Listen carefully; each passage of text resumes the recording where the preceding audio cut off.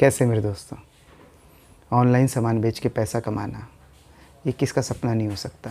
कितना आसान है ना। माल ख़रीद के लेकर आओ, अपना उसके फ़ोटो खींचो, उसको कैटलॉग बनाओ, उसको डाल दो और उसके बाद फिर ऑनलाइन पूरे हिंदुस्तान से आपके पास ऑर्डर आएंगे। फिर आप जो है उनको पैक करो, कुरियर वाला आएगा, पिकअप करेगा, उठा के ले जाएगा, आपका माल बिक जाएगा, आपके पास पैसे आ जाएंगे। बहुत सारी कंपनियां दावा करती हैं कि बहुत थोड़े से इन्वेस्टमेंट में से घर से पैसे कमाओ। बहुत सारे लोग सोशल मीडिया पे इस तरीके के वीडियो बनाते हैं कि हमने जो है 10 लाख रुपए महीना हम लोग कमाने लगे, हमने 10,000 रुपये से काम शुरू किया था और हम लोग की ऑनलाइन ग्रोथ अगर आप देखोगे तो। और वो आपको जो है लैपटॉप घुमा घुमा के जो है कई बार अपने प्रॉफिट्स वगैरह भी दिखाते हैं, जिससे कि आपको ये यकीन हो कि हाँ वो ऐसा कर रहे हैं और उन्होंने ऐसा किया है। इससे उनको क्या बेनिफिट मिलता है मुझे इसके बारे में कोई आइडिया नहीं है। सबसे पहले मैं 3-4 चीज़ें आपको बताना चाहता हूँ, जिससे कि आपको ये अंदाज़ा हो जाए कि हम लोग जो बात करेंगे वो फैक्ट्स के ऊपर में होगी और क्या सच्ची में आप ऑनलाइन सेलिंग करके थोड़े से पैसे लगा के और कुछ सालों के बाद ही देखते करोड़पति बन सकते हैं या नहीं। या छोड़िए करोड़पति बनने की बात तो छोड़िए, मतलब आप अपनी जीविका उससे चला सकते हैं। ऑनलाइन सामान ख़रीदें होलसेल में कहीं से और उसके बाद जो उसको ऑनलाइन बेच दें और आप उससे जो है अपनी जीविका चलाना शुरू कर दें। थोड़े से पैसे इन्वेस्ट करके, मान लीजिए 10,000, 50,000, लाख रुपया आपने इन्वेस्ट किया और आपने प्रोडक्ट बेचना शुरू किया ऑनलाइन और आपने पैसा कमाना शुरू कर दिया। कुछ भी 25,000, 30,000 जो भी आपको जीविका के लिए चाहिए होता है। क्या ये पॉसिबल है कि नहीं? इसकी ग्राउंड रियलिटी को समझते हैं एक बार। देखिए, सबसे पहली बात तो ये है कि जो भी आदमी ये दावा कर रहा है ना कि उसने जो है 10,000 रुपये का माल ख़रीदा, वो 50,000, और मतलब कई प्रोडक्ट ऐसे होते हैं कि वो 20 रुपये के आते हैं, 200 रुपये के बिक जाते हैं, 40 रुपये के आते हैं, 400 रुपये के बिक जाते हैं।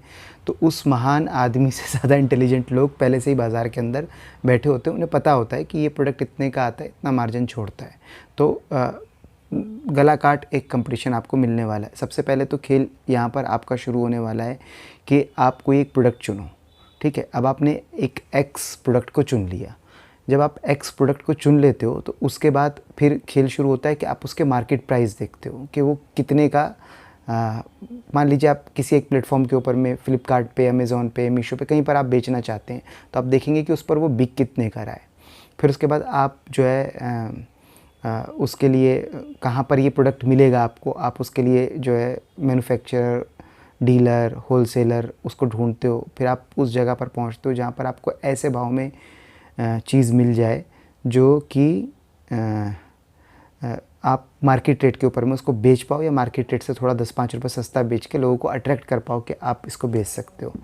तो आपको सबसे पहले तो ये अंदाज़ा होता है कि वो रेट पे लाने के लिए आपको एक बल्क क्वांटिटी में ऑर्डर करना पड़ेगा। अच्छी खासी तादाद के अंदर में आपको वो सामान ख़रीदना पड़ेगा, तब जाके उसके ऊपर में आपको वो रेट मिलेगा।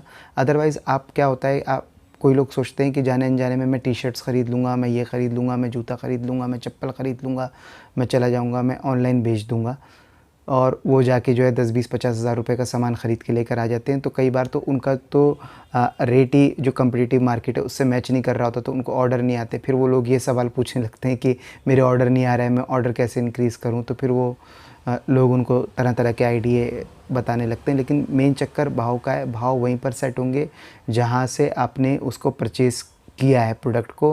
वो डिफरेंस जो बाज़ार में बिक रहा है और जो वो डिफरेंस जो आपने परचेज़ किया है, उसके बीच में विजिबल डिफरेंस आपको पहले से ही उसको पकड़ के चलना पड़ेगा।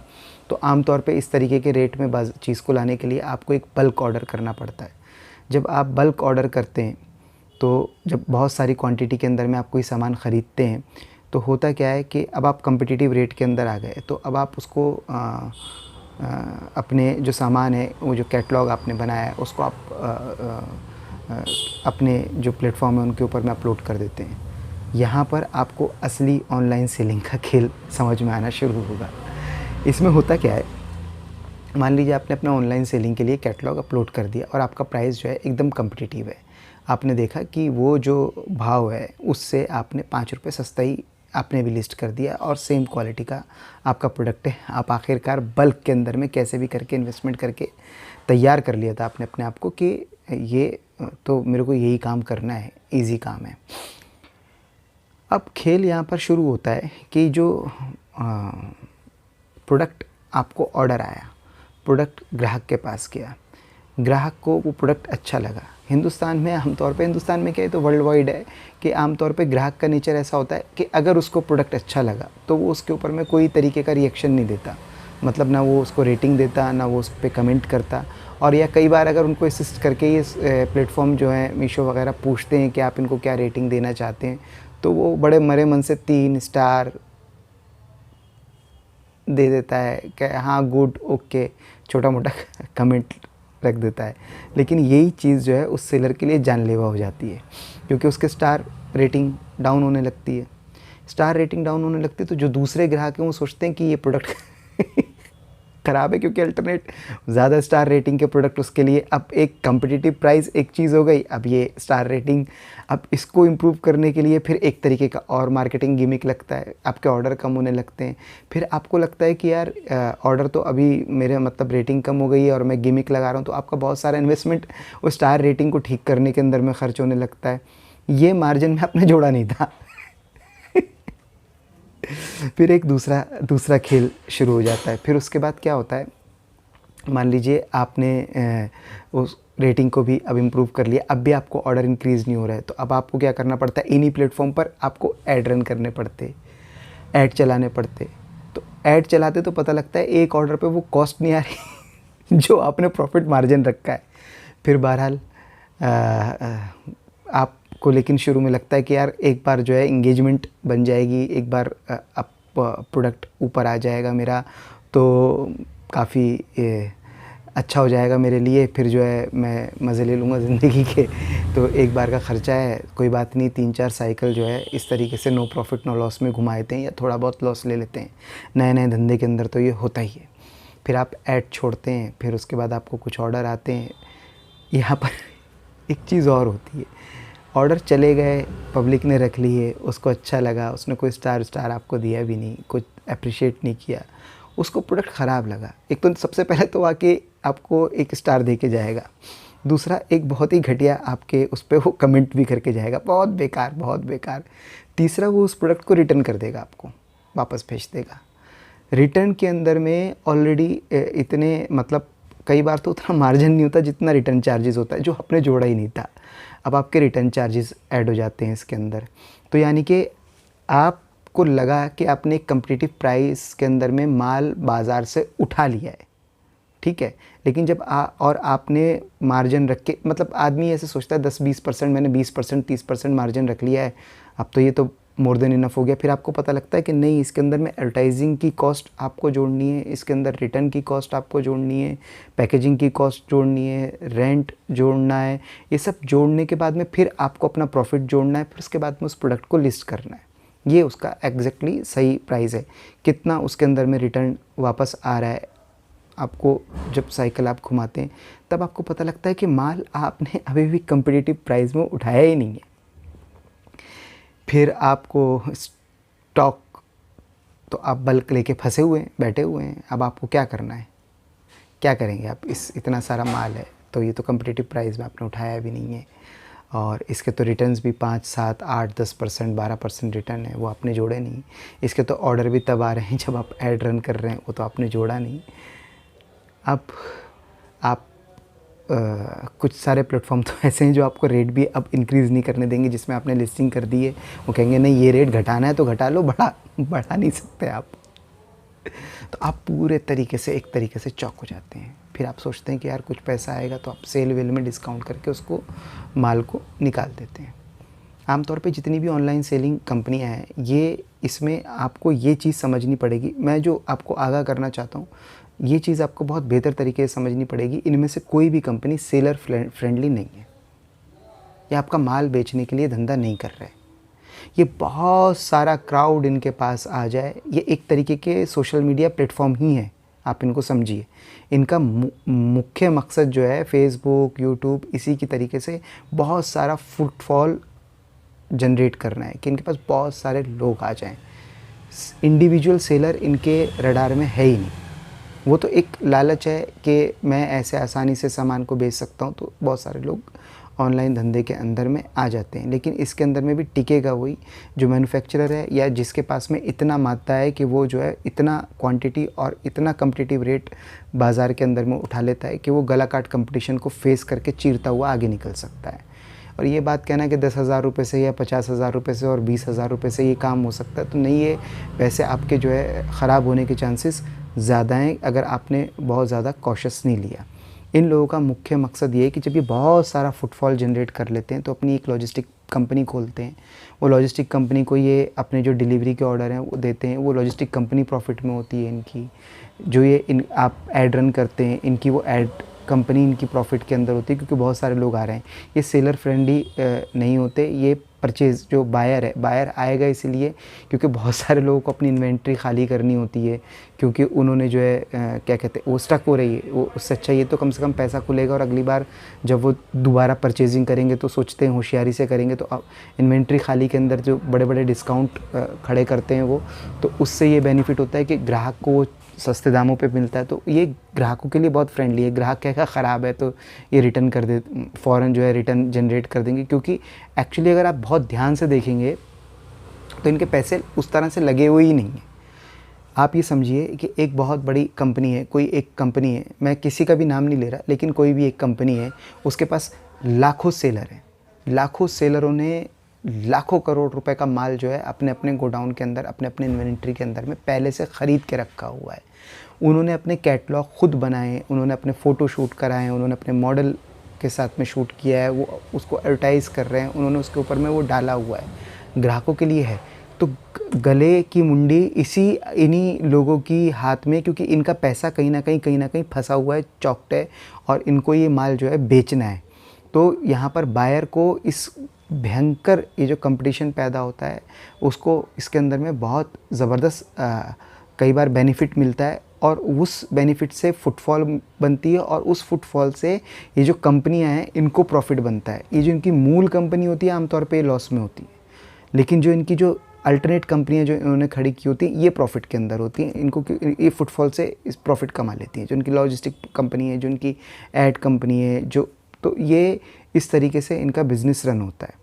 तो अगर आपने कोई ऐसा ऐड देखा है कि हाँ मैं इस तरीके से करके करोड़ों रुपए कमा लूँगा या अरबों रुपए करता जाऊँगा, पहले बेच दूँगा, मैं 100 रुपये का प्रॉफिट पकड़ कर रखूँगा, फिर उसके बाद जो है मैं 100 रुपये करके जो है क्या कहते हैं, अगर मेरे 10,000 ऑर्डर पूरे हो जाएंगे तो मेरे पास इतने करोड़ रुपये हो जाएंगे। ये सब चीज़ें इसके अंदर में नहीं होती हैं।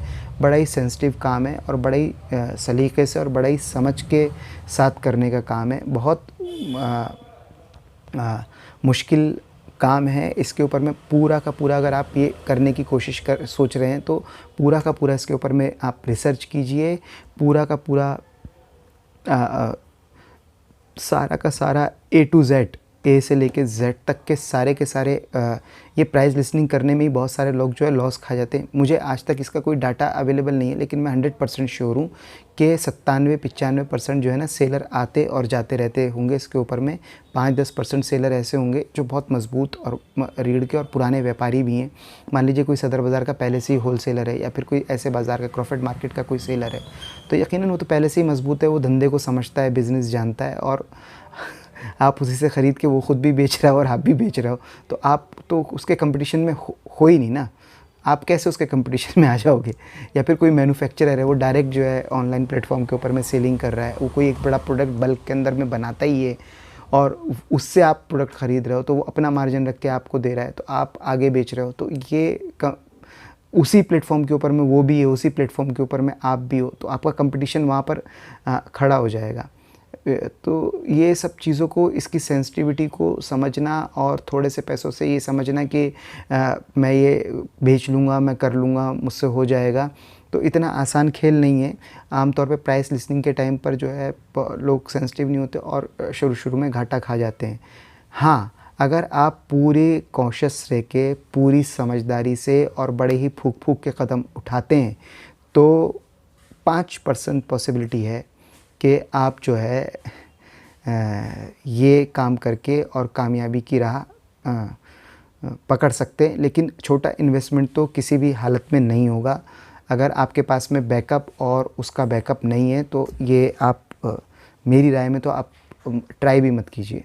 हाँ, अगर आप उसको बैकअप करके जो है गलतियों से सीखने का आपके पास काफ़ी टाइम तक मौका है, और आपके पास अच्छी इन्वेस्टमेंट भी है, और आप बार-बार सीखते करते आगे बढ़ने की एक सोच और समझ के साथ में काम कर रहे हैं, तो यकीनन इसके अंदर में आप प्रॉफ़िटेबल हो जाएंगे। और एक भी किसी भी रिटेल मार्केट से ज़्यादा यहाँ के अंदर पोटेंशियल है, ग्राहक है, क्योंकि ये कंपनियाँ खुद ही बहुत ज़्यादा फुटफॉल बनाती हैं, तो इसलिए इसके अंदर में फिर अनलिमिटेड मार्जिन और प्रॉफिट जो है बनना पॉसिबल है। लेकिन उसके लिए जो कदम है वो कितने समझदारी, कितने होशियारी, कितने चालाकी और कितने गला काट कंपटीशन के बीच में और कितने बड़े समुद्र के आप बीच में आप कूद के जंप लगा के और सोच रहे हैं मैं मछली पकड़ के आ जाऊंगा, जहाँ पर शार्क जो है लगातार घूम रही हैं और वो मछली उनका शिकार है, तो आप पकड़ के कैसे लेकर आओगे?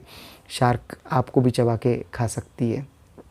तो बस यही मैं कहना चाहता था। मैं कौन हूँ? मैं गुरुजी चौथी फेल हूँ, लेकिन मेरा कंसर्न हमेशा ही रहता है उन लोगों के लिए वीडियो बनाना जो लोग कुछ करते हैं। इसलिए शेयर मार्केट के अंदर, बॉलीवुड के अंदर और ये ट्रेन टिकट के अंदर मैंने अलग अलग तरीके से वीडियो बनाए।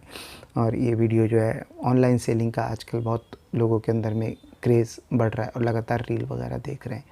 वो समझते हैं कि हाँ यार ठीक है, मेरे पास कुछ पैसा है, मैं ऑनलाइन सेलर बन जाता हूँ, ठीक है, जीएसटी नंबर ही तो लेना है, कुछ करना तो है नहीं, तो मैं उसके बाद जो है ये प्रोडक्ट होलसेल मार्केट से ख़रीद लूँगा और वहाँ बेच दूँगा। तो इतना आसान नहीं है ये। आमतौर पर उनके लिए भी आसान नहीं है जो बड़े मेट्रोज़ में रहते हैं, जिनके पास में होलसेल मंडियाँ हैं। मतलब जैसे कोई दिल्ली में रहता है या मुंबई में रहता है तो उनके पास, या फिर कोई गुजरात में रहता है तो वहाँ पर तो फैक्ट्रियों का पूरा एक सर्किल है, सैकड़ों तरीके की मैन्युफैक्चरिंग हो रही है। या फिर यूपी के उन इलाकों में जहाँ पर मैन्युफैक्चरिंग होती है, अलीगढ़ में, मुरादाबाद में, हापुड़ में, जहाँ पर छोटे छोटे मैन्युफैक्चरिंग, कानपुर के अंदर रह रहा है, तो ये उनके लिए भी मतलब टफ़ है। तो फिर अगर आप किसी ऐसी जगह पर रह रहे हैं जहाँ पर उस तरीके की मैन्युफैक्चरिंग यूनिट भी नहीं है और उस तरह के होलसेलर भी नहीं है, वो खुद वाया दिल्ली से, बेंगलोर से, बम्बई से, सूरत से, अहमदाबाद से, गुजरात से कहीं से सामान उठा रहे हैं, तो ये तो पहले ही आपका, और उस प्लेटफॉर्म के ऊपर में ऑलरेडी अहमदाबाद का डायरेक्ट, गुजरात का डायरेक्ट, दिल्ली का डायरेक्ट वो होलसेलर खुद बैठा हुआ है, वहाँ से फिर माल वहाँ जा रहा है, वहाँ के होलसेलर से आप, तो ये बड़ा टेढ़ा खेल है। और अगर आप सोच रहे हैं कि मैं डायरेक्ट वहाँ से जाके उससे माल उठा लूँगा तो ट्रांसपोर्टेशन वगैरह, तो कॉस्ट इफ़ेक्टिव होना बहुत ज़रूरी है। और वो कॉस्ट इफ़ेक्टिव आप जब तक नहीं होंगे तब तक आप इसके अंदर में बहुत मुश्किल है कि आप इसके अंदर में कामयाबी पाएँ। तो छोटे छोटे पैसों को आप लगाएं, रिस्क लें, लेकिन आप जो है कितना बेहतर तरीके से उसको जो है डिज़ाइन बनाएंगे, वो डिज़ाइन बताएगा कि आप सक्सेस होंगे कि नहीं होंगे।